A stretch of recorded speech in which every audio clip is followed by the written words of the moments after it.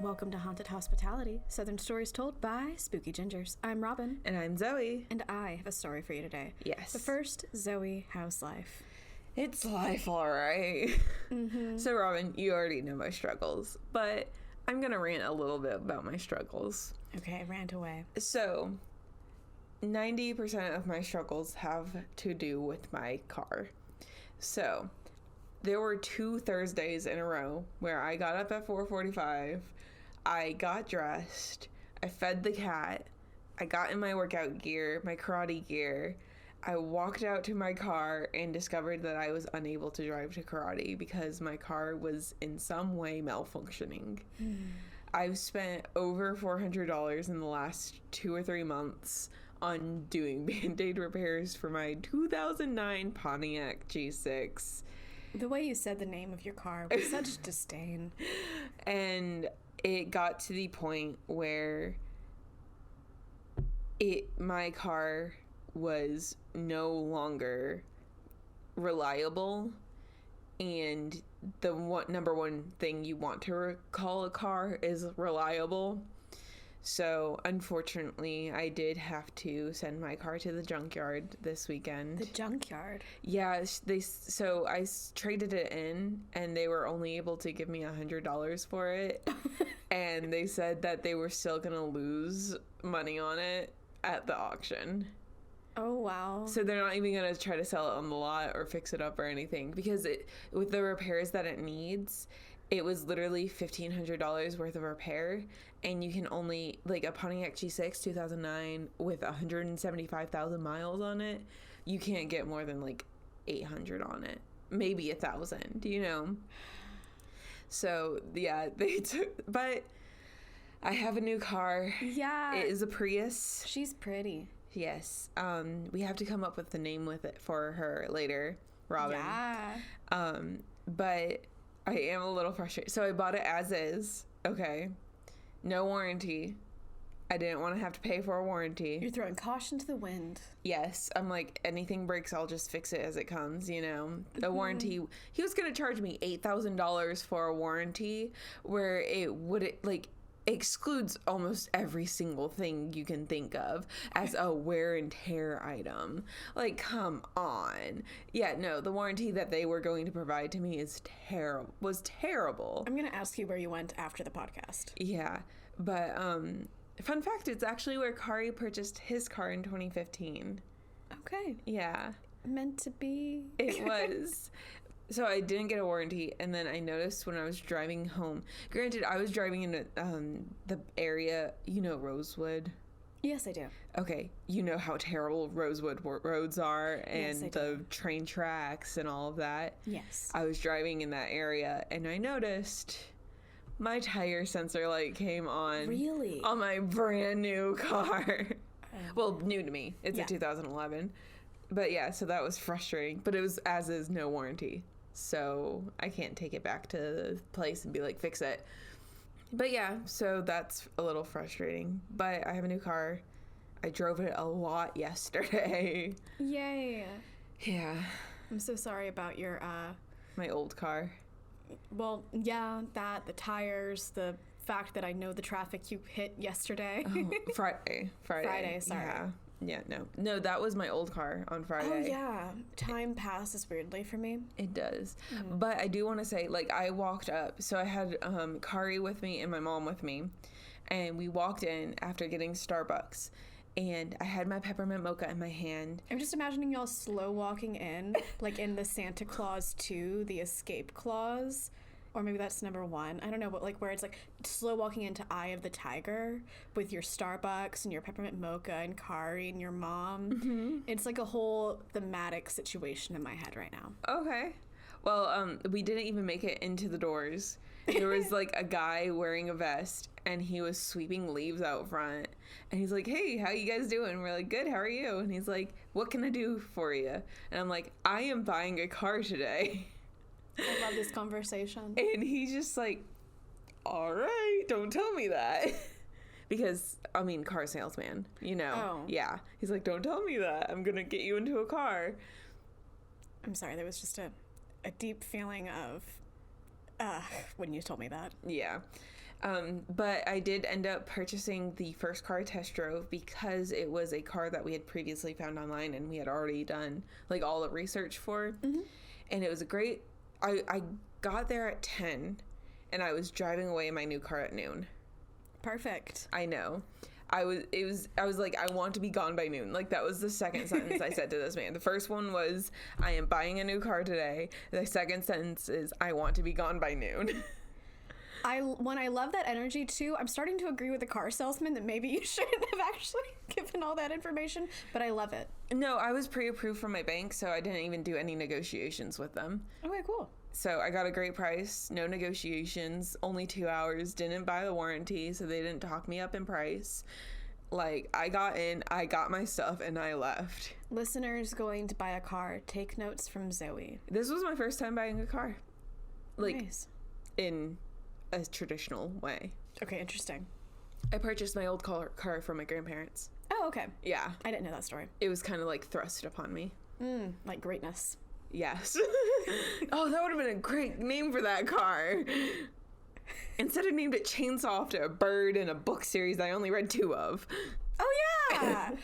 You could name this one Greatness because it's like some people achieve greatness. Oh, yeah. I don't know. I've been thinking, so, Gem. Uh-huh. Spelled Gem. Yeah. Because Kari has the same type of car. So they're like twins. What are twins? Geminis. Which short for Gemini, Gem. You lost me, but okay. Because the cars are twins. Okay. And Geminis are the twins. So okay, I think you got me back. Okay. Okay. Okay. Okay. But yeah, I need to workshop it. Okay. Yeah. But yeah, that's my life. How's yours? I'm fine. Okay. Is that really your life update? That's really my life update. Oh no. Well, no, I just wanted the effect of saying I'm fine after all that. Like I'm doing good. Oh, well, I'm happy for you, Robin. Thank you. Do you have a something? I do have a something. Do you feel like sharing? Maybe. It depends. Robin. Yeah. How do you feel about another quiz? I actually completely forgot that you were doing that before I asked, but yeah, okay, I can do another quiz. Is this one like angled against me, like I angled the last one against you? I listened to that episode recently and I was like, oh man, that was mean of me. It depends on how good you are at geography. Not good. It's better than you. There is one that I know for a fact you will get. Okay. But the rest, it depends. Okay, let's do this. So I have 5 questions for you, Robin. Shocker. And I am going to list 3 cities, not the capital. So I tried to pick 3 bigger cities in a state, but I didn't want to pick like Raleigh, you know? Oh, yeah. Yeah. So I'm picking 3 cities, and you have to tell me what state it is. Oh, I might be good at that, actually. And I do want to let you know that I only picked from the states that we cover. I assumed that. Yes. Otherwise, it'd be like, not southern, not spooky. What are we doing? It's just something. It's just something. Okay. Are you ready? Yeah, I am. Okay. You have to get all 5 correctly to pass. Oh. You didn't say that. Okay, fine. Hit me. All right, number 1. Sparta, Columbia, Clarksville. Georgia. Nope. What? Tennessee. No. Yes. Okay. Number 2. Shit. I'm already lost. Why am I still doing this? Number 2. Huntsville, Tuscaloosa, Auburn. Alabama. Yes. You know how I know that? We covered Huntsville. Yeah. You covered Huntsville. I listened. So you got 1 point. Thanks. This next one. But I already failed. It doesn't matter. It's okay. Okay. This next one you're gonna get because of our conversation literally like 10 minutes before we started recording. I'm trying to remember a conversation. Charlottesville, Williamsburg, Roanoke. Virginia. Yay! Yay! I love that. This one I hope you get. Somerville, Barnwell, Darlington. Okay, can I walk you through my process? Sure. I know there's a Barnwell, South Carolina. I've heard the words Darlington, Texas. Oh, okay. But you did tell me you hoped I get this. Uh-huh. I'm gonna go South Carolina. Correctamundo. Okay. Cool. All right, one more. Conway, Pine Bluff, Hot Springs. Okay, I'm gonna do a risk. I'm gonna guess Georgia again. No. Ah, shoot! I need to not keep guessing Georgia for everything. I purposely avoided Georgia because I didn't know where exactly you lived. I know you lived in a couple places in Georgia, and I'm like, I don't want to give her an edge. Okay. But that one was actually Arkansas. Oh, okay. Yeah, I was not gonna guess that. No offense, Arkansas. But yes, Robin, you got 3 points. Yes, Yeah. 3 points. So you came in third place. Okay. Third place. Because you got 3 right. Who got first and second place? Whoever got all 5 right and all 4 right. Okay. Wow. Guys, I came in third place in a race of 1. Yes. But luckily for me, your quiz leads perfectly into your story. It does. All right. And I put this quiz together when I was thinking you were doing a North Carolina story. This is a North Carolina story. Really? Yeah. And how is it in Virginia? There might be 2 places with the same name, as happens sometimes. Oh. Yeah. But it does lead in very okay. well. Thank you. All right. You're welcome. And also, I just knew, like, Charlottesville is in Virginia. Okay, guys, I am covering the lost colony of Roanoke today. And I told Zoe, I was like, I don't know if you know what I'm talking about, but you might. And she was like...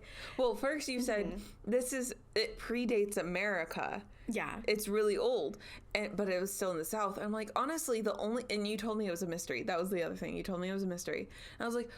In my head, I was thinking, well, the only mystery that predates America in the South that I know about is Roanoke. Except I said Croatia. You said Croatia. Because I get confused. But Robin knew what I meant.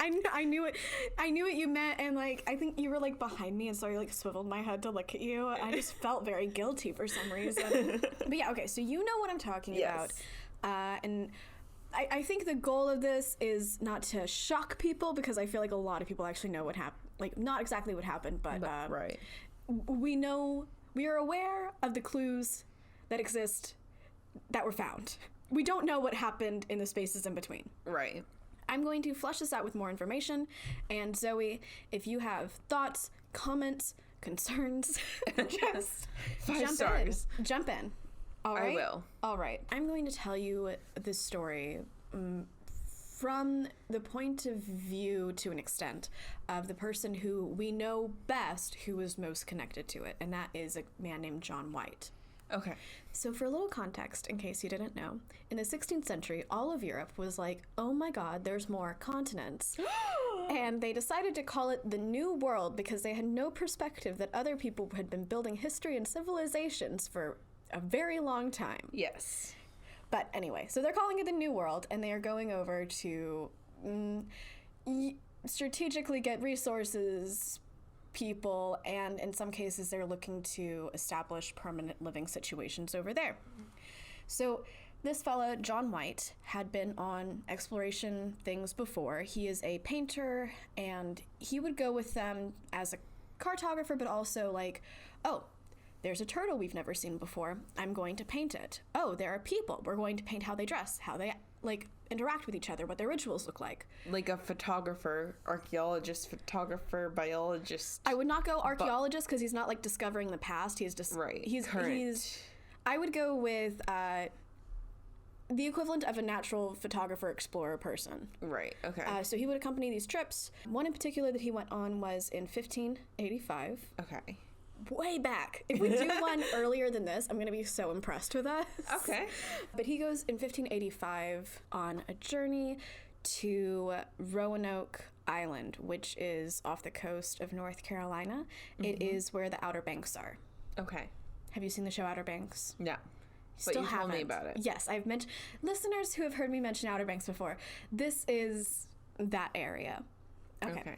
So they're on the Outer Banks in Roanoke, and this colony, I gather that it was meant to stay for a little bit longer than it did, but I don't think it could have been a permanent colony because it was only men. I see. And I don't think men would be like, yep, we're gonna die here without like reproducing or anything. So they go over there, he paints, he meets the people.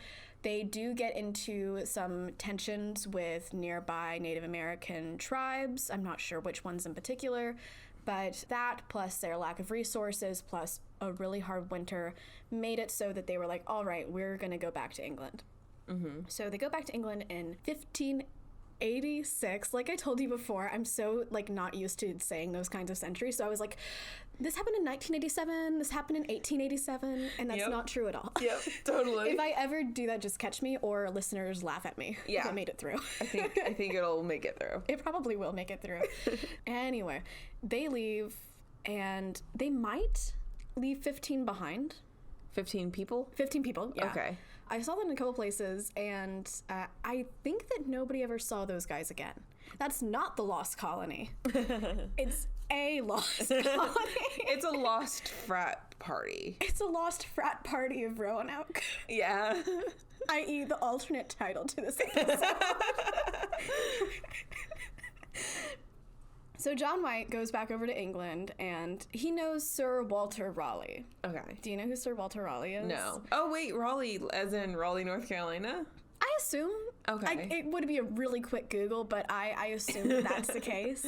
And also, there's like a tale that he got in good with Elizabeth I because she had to like almost step in a puddle, and he was like, no, let me put down my expensive jacket over the puddle so you step over that. And I think that that's been like, yeah, that's not the case. That wasn't true. It was just a story. But I wanted to let you know the story. Thank you. Anyway, so Sir Walter Raleigh was like a guy who was trying to make these kinds of colonization things happen. Yeah. So John White and he got together and they were like, okay, let's do this for real. Okay. And so let's send women too. Let's send women too. So in 1587, John White and 115 other people got on a boat.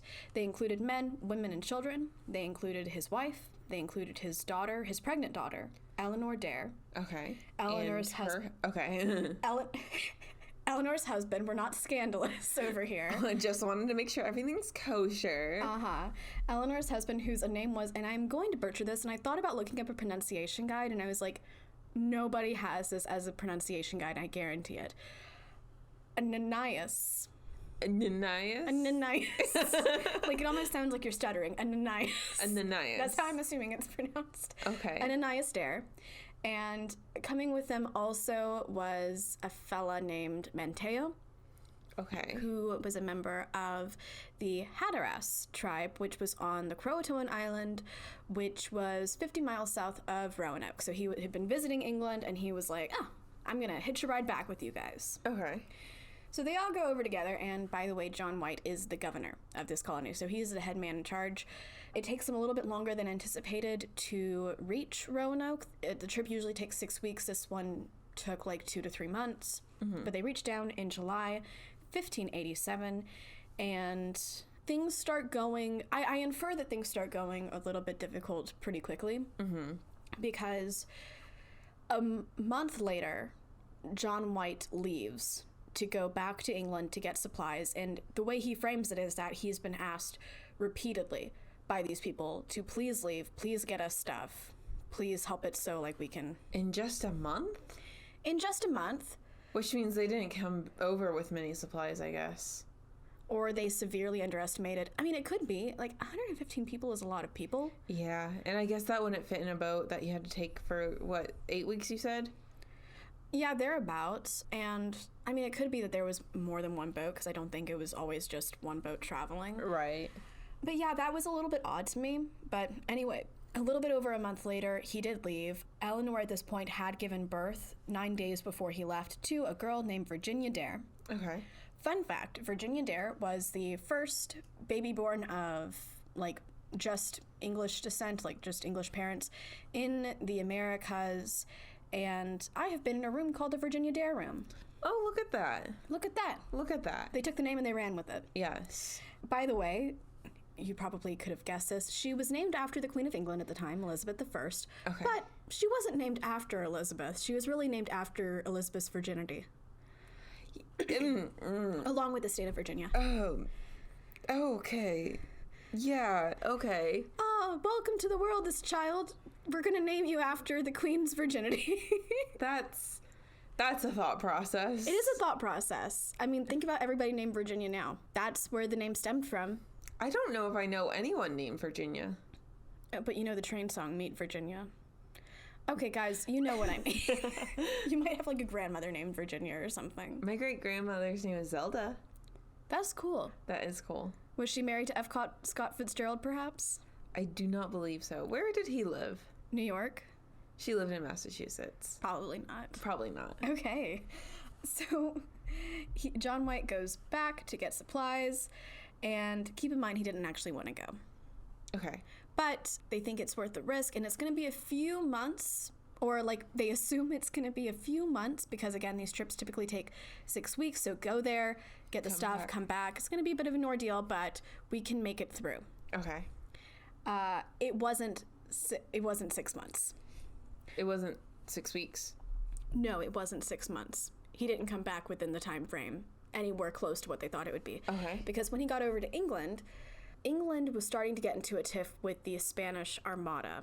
And the Spanish Armada is very possibly the greatest navy in the world, but definitely the greatest navy within Europe. Mm-hmm. And England's navy is growing but untested in this sort of way. Right. So, unfortunately, the things that you really, really need when you are fighting the biggest navy in the world is ships, men, and provisions. And unfortunately, the things that John White really needed to bring to the colonies was ships, men, and provisions. Ooh. Yeah, so it kind of got into a difficult situation there for a bit. So Sir Walter Raleigh was like, okay, we got these colonists over there. I think he saw that they had like a responsibility to them, mm-hmm. which I would appreciate if I was one of them over there. Yeah.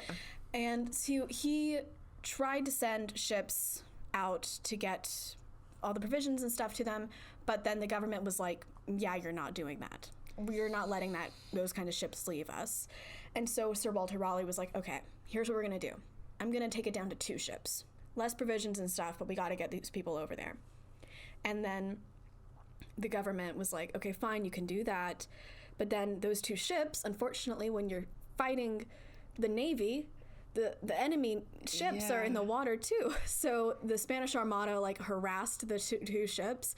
And so instead of going to Roanoke, they went back to England. Oh. And insert a SpongeBob 3 years later. 3 years. 3 years later, they're still fighting the Spanish Armada. Oh my gosh. But John White gets word of 3 merchant ships that are going to the West Indies, that are at the port ready to go. And then like there's a huge order in England that says, okay, absolutely no ships leave ports. Mm-hmm. But he's like, okay, but these are ready. So if I really need to get over there, it would be less of me having to go through the hassle of trying to find ships, and it would just be them allowing this one to happen. So he got with his friend Sir Walter Raleigh. Sir Walter Raleigh brokered a deal that was basically like, okay, you guys can go to your West Indies if you bring John White, John White's men, and John White's provisions and take them to Roanoke. Okay. And they were like, cool, we'll do that. And then last minute, the captains of the ships changed the terms. And they said, only John White can come. His men can't come. Oh. And then they set sail before John White could get Walter Raleigh to change that. Fun. Yes. So they went down to the West Indies. And by the way, the reason we know what happened on this journey is because John White ended up writing everything down. Right. In very helpful ways. I read it. It doesn't read as... It's not as hard to read as you would think something from that time would be hard to read. Okay. Yeah. Eloquent guy. So they go to the West Indies. I guess they do trade. I skipped over that section in his notes. Okay. And then they go up the eastern coast of what is now the United States, and they come across the island, the CROATOAN Island. Okay. Which is about, like I said, 50 miles south of Roanoke. And they decide, okay, we're going to dock here for the night. They don't actually dock on the island. What they do is put their anchors down about 10 miles out to sea. Mm-hmm. And then the next day, they head up to Roanoke. And as they get closer, they see smoke. coming from the island. Okay. And they get very excited. And they have it so that they make orders for the men to shoot off guns. Just like rhythmically. Like, hey, I'm coming.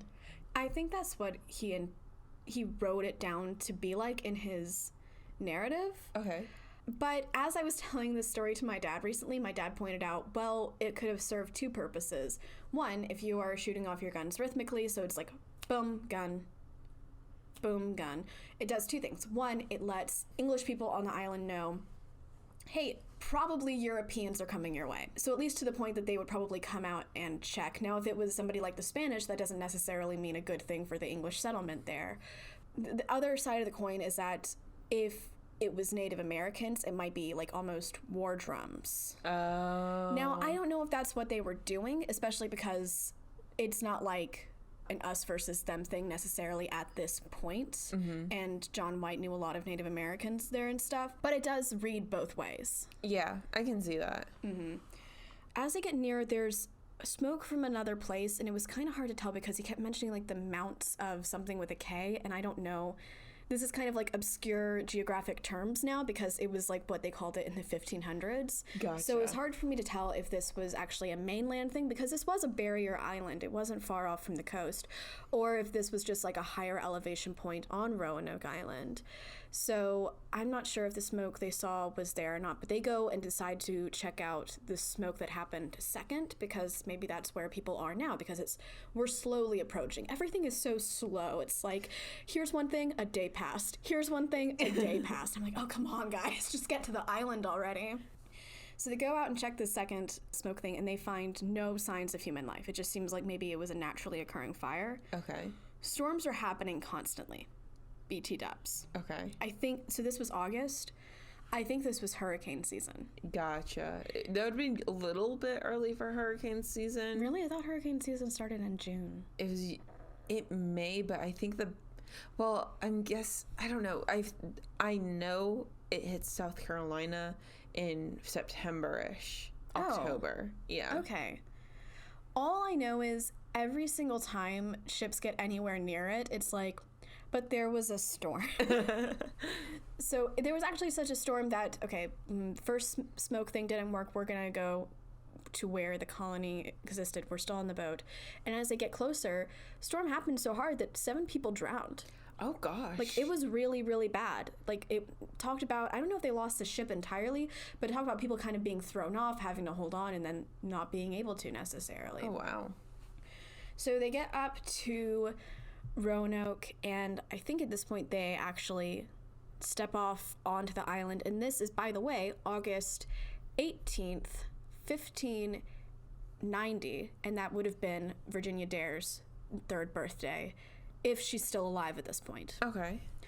So they get onto the island, and they go to where they saw the smoke the first time, and they discover that essentially it was just little brush fires. Okay. Instead of, I'm sure that if he saw that it was like purposefully set, he would have said, oh, hey, this looks like humans did this. Mm-hmm. But I don't think he was thinking that. But he did notice, and I've never heard anybody else talk about this when they're talking about the lost colony of Roanoke. He saw what he thought to be 2 to 3 pairs of footprints, which he attributed, I don't know how he guessed it, but to Native Americans. Okay.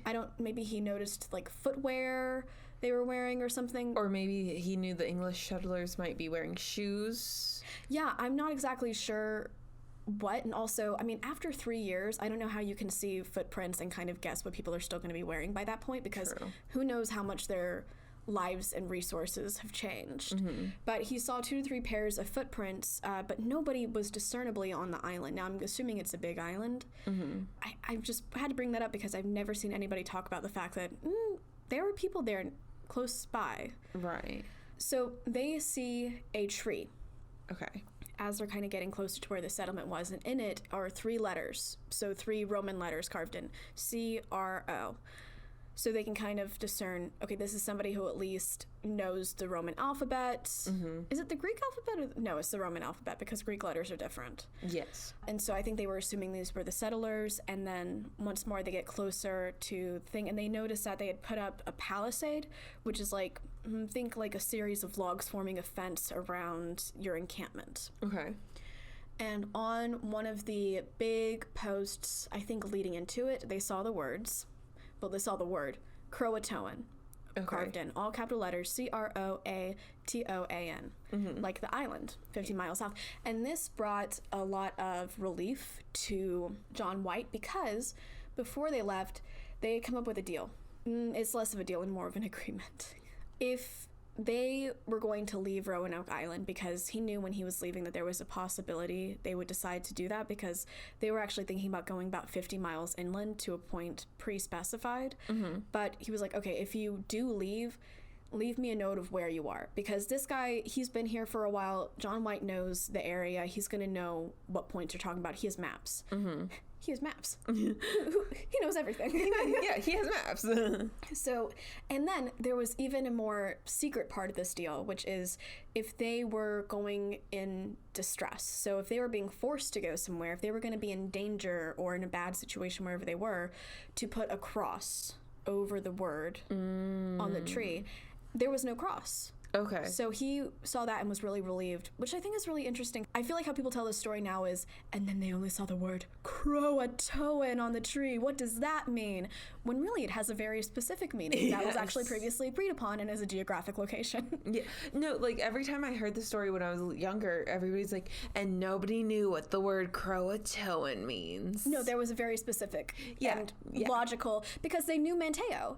And so he was happy about this because in his mind, okay, we knew Manteo, who, you know, went back to Croatoan Island, which, by the way, was occupied, I believe I said this, by the Hatteras tribe and is now known as Hatteras Island. Okay. And we knew Manteo.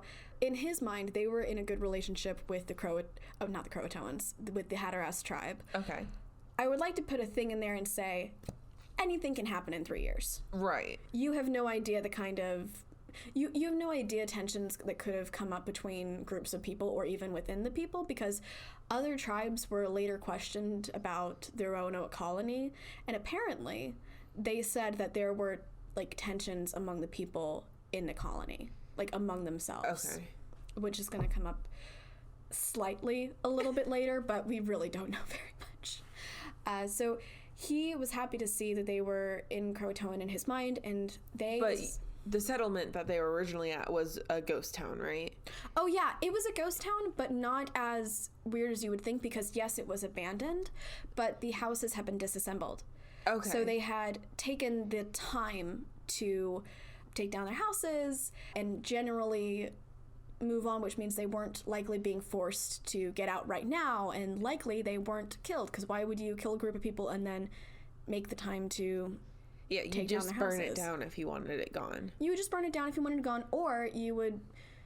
Well, I guess you could have taken the resources. The only thing that was really left there was heavy iron things. Okay. And it seems like they were kind of thrown into like a little bit of a pit, and enough time had passed that weeds were growing over them. Okay. Now, John White is relieved to see all of this, and when they leave, they get closer to shore. The group that stayed closer to shore told them that they found something. They look over and see where a whole bunch of chests, like from the ships originally, had been dug up, opened, and the contents either like rifled through and taken or scattered and ruined. And so John White goes over and he recognizes 3 of those chests as his.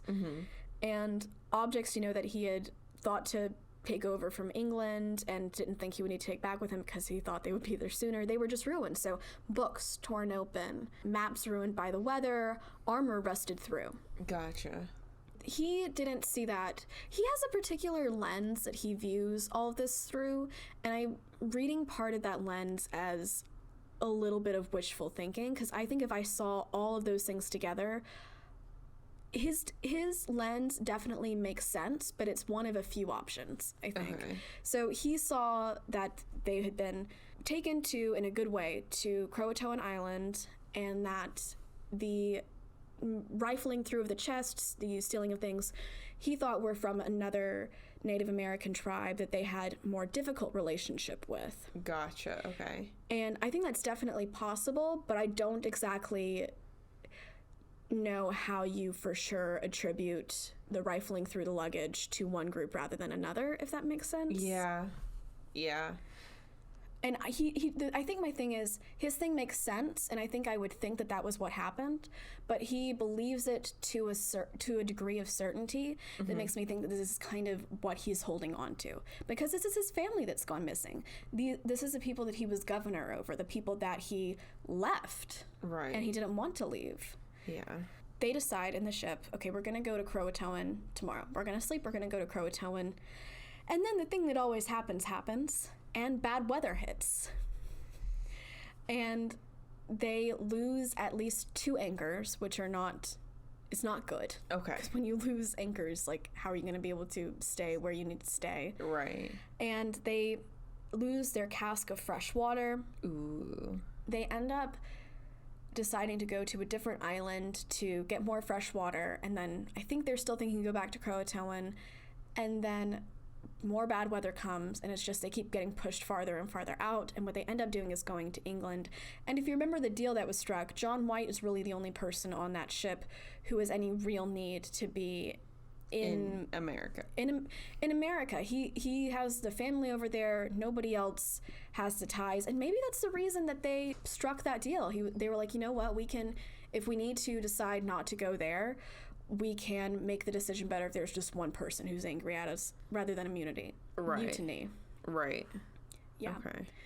So he goes back to England, and he only lives for about 3 more years. He ends up actually living in Ireland during that time, and it seems like he was really discouraged as he never tried to get back to the colonies. I think he was really, really hoping that they were safe, and like I said before, I think he really believed it for himself that it was a little bit more certain that they were okay than it necessarily was. Okay. And he, like I said, he wrote all this stuff down the year he died. He died in 1593. Okay. Now, other people did try to get back to Roanoke. Walter Raleigh tried to do it. He actually sent a group of ships out there, but they never found them in Roanoke.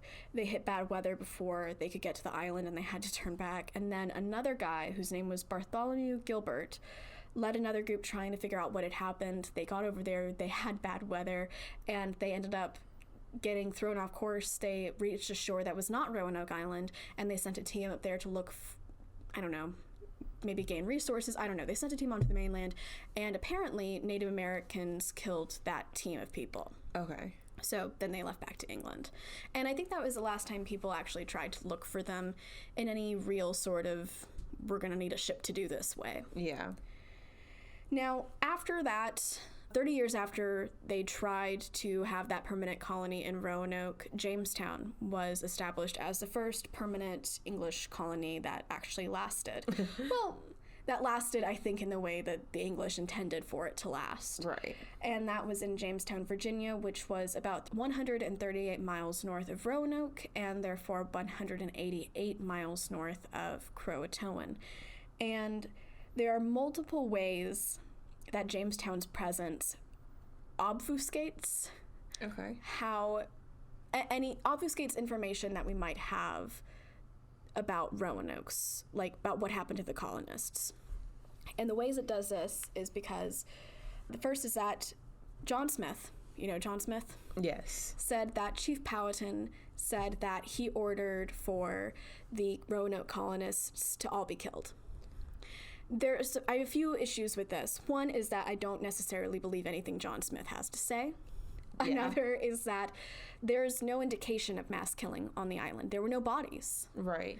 And, like, if he's 188 miles, you said 188?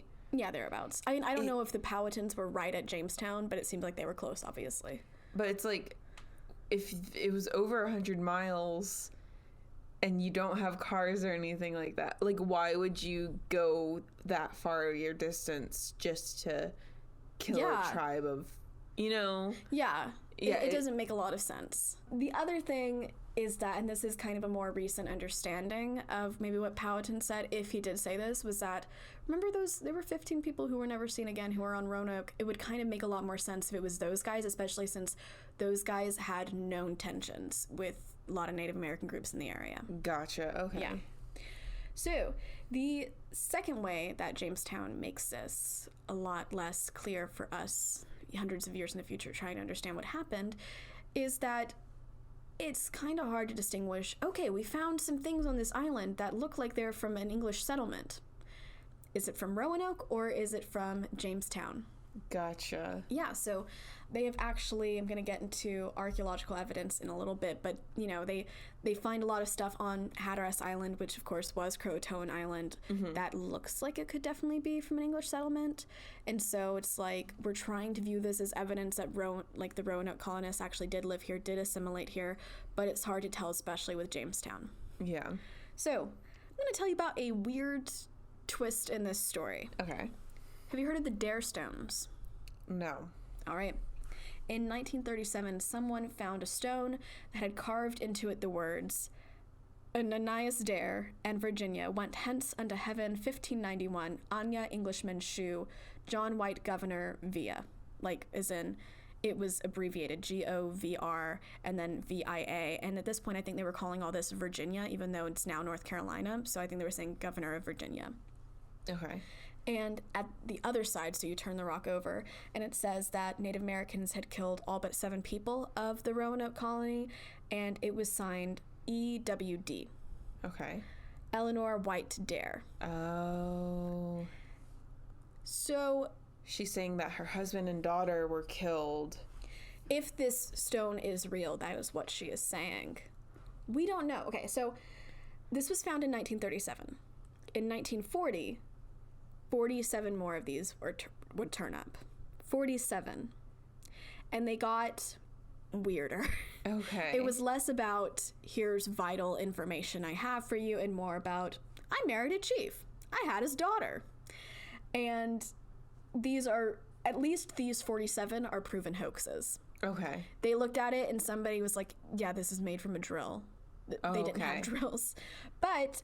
and there are a lot of people who think that all of the rocks are hoaxes. But there are some people who do study these sorts of things, who believe that the first rock found in 1937, 3 years before all 47 others of them started showing up, who are looking at that and could be like, that could actually be a real rock. Okay. Maybe of course it's a real rock. A real carving. A real carving. Well, maybe the person who created them was like, he worked hard. I'm assuming they worked hard to chisel, like hand chisel that rock, and maybe like had it in a tumbler to make it look a little bit more weathered. And then they were like, that's a lot of work. I'm just gonna use my drill. So you think that like they did the first rock and were like, yeah, this is a good hoax, and then they got sloppy with it? Yeah, like, I mean, they could be like, you know what? That's too much effort. I'm just doing this for a joke. I'm gonna drill the rest of them. I'm very personally curious as to about the first rock. Listen, there was a Wall Street Journal article about this, and I wanted to read it, and it was behind a paywall, and I was like, if I ever read that, maybe that can be like my something Southern, and I can just be like, hey guys, I finally decided to pay the however much, and I got this article, and I can tell you all about it. All right, now we are into archaeological evidence. Woo! So as you might guess, when a group of people goes missing and there's like one word carved into a tree and nobody actually knows what happens, this is a mystery people like to hold on to. Yeah. Given the fact that you and I both knew about this before I decided to do like hours and hours and hours and hours worth of research. Uh-huh. So the CROATOAN project, which is an archaeological evidence finding expedition, started in 1998. Okay. And basically what they're doing is trying to find, I think they're focusing on Hatteras. Okay. And trying to see if they can find evidence that Roanoke colonists actually did go over there. And I think the goal is to find specifically if they assimilated. Okay. Now, they have found things over there like metal fastenings, weapon handles, and they found what people thought was a gold ring. Okay. And this gold ring got a lot of people excited. It was gold and it had a lion on it, so for all of my Game of Thrones watchers, you know that means Lannister. Woo. No reaction. Okay. Gryffindor. Or Gryffindor. Actually, that checks out. Those are very similar aesthetics. But people who saw the symbol on it, which was of the lion, they said, oh, that belongs to the Kendall family. And the Kendall family were one of the Roanoke colonists. Okay. And that was gradually slightly more, if not disproven, then clouded, because it was not actually a gold ring. It got tested in this brass ring. And so brass rings, not really during the time of the colonists, but later they got produced a lot and were kind of used, I think, as trading quite often. And people were like, wait 1 second, even if it did belong to the Kendalls, that doesn't necessarily mean it belonged to the 1987 Kendalls, because apparently there were some Kendalls in the I did it! You did it! In the 1585 group. Okay. So basically it doesn't really mean anything that it was gold, because it wasn't. Basically it doesn't mean anything that it belonged to the Kendalls, because, well, it might not have, and also if it did, that does not mean that it belonged to those specific Kendalls. Right. Fun. Now, one interesting thing they did find was that the tribe on that island was shooting game in the first half of the 1600s, which that I think if it hadn't happened with settlers, it would have been more likely that it would have happened in the latter half of that century. So they were thinking, okay, well, if they were doing this before that, it could be that it was Roanoke introduced them to it. However, this is where Jamestown gets a little bit confusing. Because they could have traded. It could have been Jamestown. They could have traded. And also, Roanoke were 50 miles north of them for 3 years. They probably, since they had connections with Manteo, maybe established some trading. We don't know, because the only person who we know who was with them was there for a month. And they were probably all just kind of getting settled at that point. So you totally could have traded. That does not mean, like, you had to live with these people. Right. Another archaeologist, Charles Heath, points out exactly what I told you. Sorry, I said the next one before I read it. Charles Heath is an archaeologist who agrees. Okay. And he was basically saying, just because you're finding all of these objects too, not just with the shooting, but with all of the objects, that does not mean that they had to live there for all that to be found. They could have easily traded, especially if they needed provisions. They could be like giving the clothes off their backs to the local tribe who knew how to survive off the land.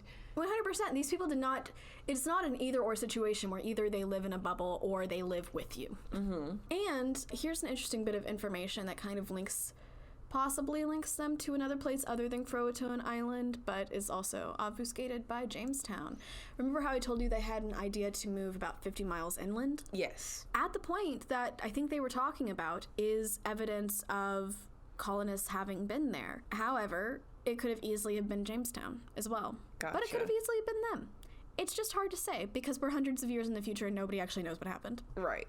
Oh, and there actually was some interesting things I wanted to bring up. According to a map drawn in 1607, 4 men from Roanoke were living with the Iroquois. I don't know how accurate that map is. I don't know how accurate what people said was the case actually was the case, but it is on a map. Okay. Other Europeans over the next century did see Native Americans, I believe in the area, who looked like they could have been of European descent and did say, hey, we're of European descent. Yeah, that was the one thing that I knew about, was that there was a local group of Native Americans who had children and like teenagers. They had people in their group that had blue eyes. Oh, yeah. Well, I see gray eyes. I saw gray eyes in the description, but... Gray eyes, blue eyes, I think it's the same thing because, you know, they can trace everybody who has blue eyes to a common ancestor. Yeah, and a European ancestor. That was what I saw because everybody was like, of course they assimilated. There's people with blue eyes in this tribe. That would be a smoking gun. That would be a smoking gun. Now, let's get into the theories. Obviously, I've been kind of talking about that the whole time, but theory number 1, they assimilated. This is what John White believes. And I think at this point in history, this is what most people believe. It is not always what most people have believed. Right. And I'll be honest with you, I think this is I think this is what I believe. Mm-hmm. Just because the limited amount of clues we have, other than the digging up of the chests, which I think did throw me off a little bit, points to them being on CROATOAN Island. Right. And we don't know if they stayed there. We don't know anything, but it makes a lot of sense that they did at least go. And I mean, they could have stayed there for a little bit until they learned how to live off the land and then went to that plot of land 50 miles in and, you know. Anything is possible. Yeah. And another one, I read John White's descriptions of everything that happened in a chapter of a book that was edited by Henry Burridge. I'm going to link this in the notes. I'm going to link this in the source, which has a link in our notes. Okay. The link will be available.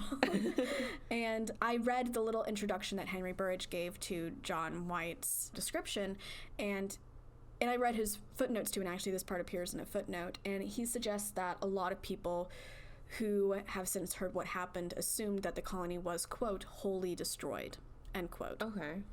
And whether that means everybody was killed, I don't necessarily know. But I'm going to quickly list the ideas of people have had, because people have kind of speculated a lot about who could have possibly killed them. The Spanish. Okay. Native Americans. Yeah. Cannibalism. Like they kill. Oh, like during a winter, they all ate each other. There's two theories that go with cannibalism. One is more likely than the other. One theory is that Native Americans ate them, but there are no Native American tribes in the area who practice cannibalism, so we're going to go with no on that one. The other, more likely theory is that it was that kind of winter situation like you described, where they could have just needed to do it. Yeah. This is kind of where it comes into play that other, apparently, and I only saw this on one source, and I'm surprised it only came up on one source. When other Native American tribes were asked about them, they said that there were tensions within the colony, and it's like that was linked to the cannibalism in the thing I saw. Okay, yeah, I can see that. Maybe. Another thing is they could have been wiped out by disease. Yeah. A problem with a lot of these situations is where are the bodies, because you would have at least had bones after 3 years. Now, again, somebody said that, well, they could have ground down the bones, but that takes a lot of effort. And why would you do that? I mean, I guess they could have chucked them into the ocean, but you probably would, if you think that your governor is coming back to help you, why would you chuck the bodies into the ocean? You would bury them. Also, the thing about chucking things into the ocean is that the ocean kind of brings it back to you. And another one, this one was interesting. I wished I had more information on this one. The idea is that maybe witches could have gotten them. So Native Americans in the area, apparently, and I want to definitely look more into this for our, for show purposes, for doing maybe an episode on it. But Native Americans in the area apparently believed that witches were in the woods.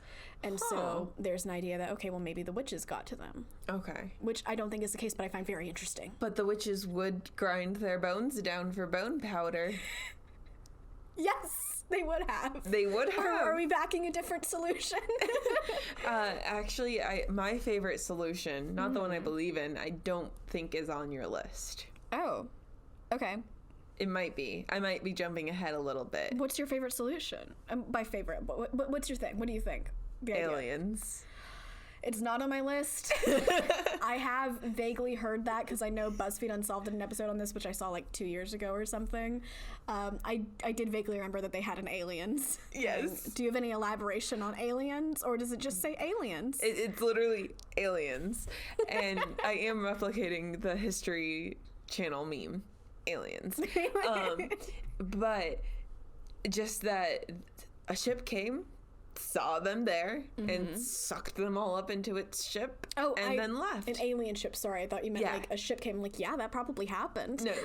An alien ship. Okay. And then the aliens controlled the weather to keep people away from the area. There was a suspicious amount of bad weather. Yes, the aliens controlled the weather to keep people away from the area to not cause a panic, because they did intend to return the humans. However, they all died due to the aliens' experimentation. Oh, okay. That's why there's no bodies. Thank you for sharing. They were chucked into space. Can we get back to like a little bit of the bad weather situation? Okay. Because the original what? The witches caused the bad weather. Well, okay, when I originally before I read John White's actual description, which is very detailed, and I'm like, yeah, okay, I can kind of see abandoning the mission after all that bad weather, it just said, well, they didn't go back because of bad weather. And I was like, I'm sorry, you didn't what now? I thought that was a total lie. Like, okay, my original suspicion, which I don't believe is the case anymore, was that maybe John White got onto the island and saw something that he didn't like. And I don't know what that would have been. Like his wife was married to the chief or something? Maybe, I don't know, like maybe. I don't know what he saw. Maybe like, because I don't know, I really don't know much about John White other than like what he wrote down. So, I mean, I was just thinking, would he have, quote unquote, approved if they had assimilated? I don't know. But I don't actually think that that is what... happened. No, I mean, I do think they assimilated. I don't think that... Once you read what he actually wrote down, it is very detailed. It is very specific. I believe what he wrote down is what he believes. Okay. Yeah, and what he experienced. So the other theory I have before I get into the little oddities here, Okay. Is that some people believe that maybe they weren't so much assimilated as taken as Native Americans slaves. Okay. I mean, possible. Yeah. I don't know. Now, into the oddities. Okay. I don't know if this was a naturally occurring legend or if this was something that this woman, Sally Southall Cotton, actually created. But anyway, she wrote a poem that is titled The White Doe, The Fate of Virginia Dare. And she published it in 1901. So it's a long poem, and I'm going to give you the basics of the idea of it. So we know who Virginia Dare is. Yes. Yeah, okay. The baby. The baby. The baby. Like from Schitt's Creek. Do you watch that? No. The baby. The baby. John, it's a baby. You get no idea what I'm talking about, but one listener is like, man, that's funny. That listener is my mom. She Hey, loves Becky. Schitt's Creek. I love it. It's so funny. So the baby grew up. Okay, so like let's say, okay, they go live on CROATOAN Island, and she grows up. She's a beautiful young lady. She has a handsome man vying for her attention, and an evil, witch doctor vying for her attention. And anyway, her name is, she gets known by Winona Ska. Okay, that's the idea of the poem. So the witch doctor wants her to be with him. She rejects him, and he curses her to turn into a white doe. The handsome man is sad. He wants her to... Wait, when you say a white doe, do you mean like literally like for bread? Like a deer. Like a female deer. Oh! You think that... He's like, I'm gonna make a nice pizza! No. I'm sorry, I was very confused. Oh my god. She got turned into a white female deer. I was like, white doe, that's such a weird name. Like, I gotta tell you about the handsome man. The handsome man is sad. The handsome man is sad because he's not into bestiality. Got it. And he goes to a magician, and the magician is like, okay, we're gonna get you a pearl-tipped arrow. What you need to do is shoot her with it. Oh. And then she'll turn into a human, and I'll be fine. And so he's like, yay, my love. And then there was another Native American who actually came with them from England in the 1587 crew. Imagine all this happening just in the 80s. In the 1587 crew, and I can't remember his name. But the idea is this guy's son has a silver-tipped arrow, and he wants to shoot her with it to, I think, just kill her. I don't know exactly why this guy's now part of the story, but... He is. They find her at the exact same time, and they shoot her at the same time. And so the unfortunate happening is that she turns into a human, and she then dies. And a handsome man is sad.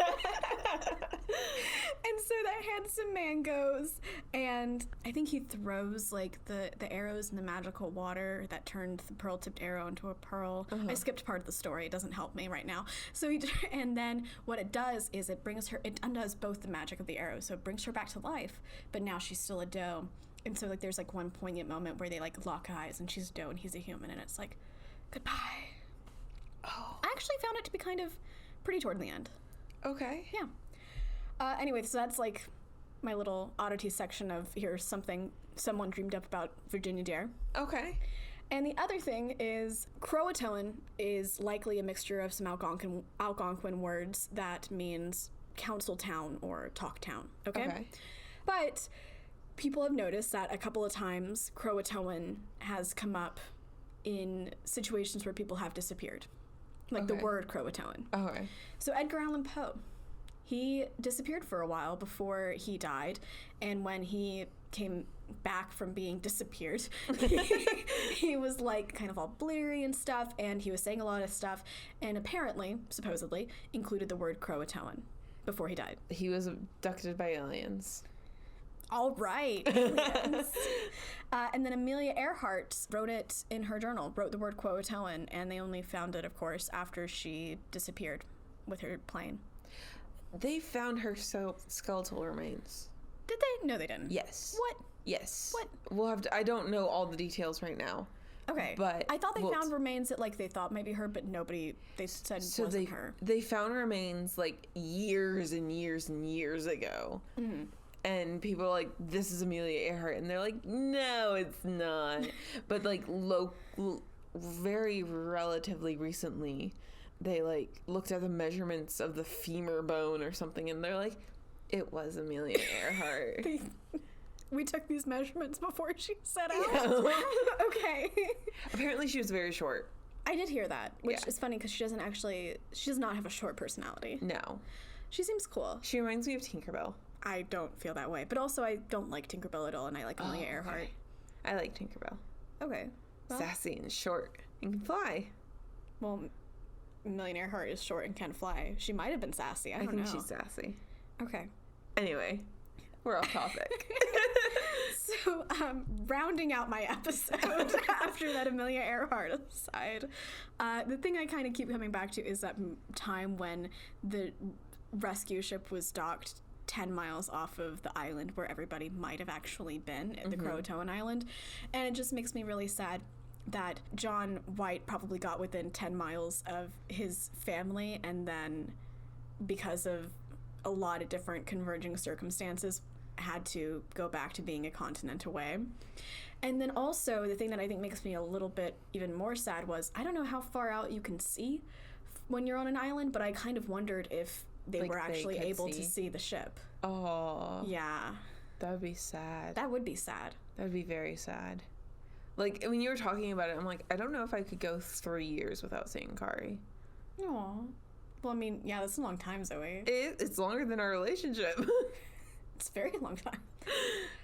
It amazes me how, like, you know, with, like, trips back in the day, it was like, okay, well, instead of I'm going for 2 weeks, it's like, I'll see you in a year, son. Yeah, I know, right?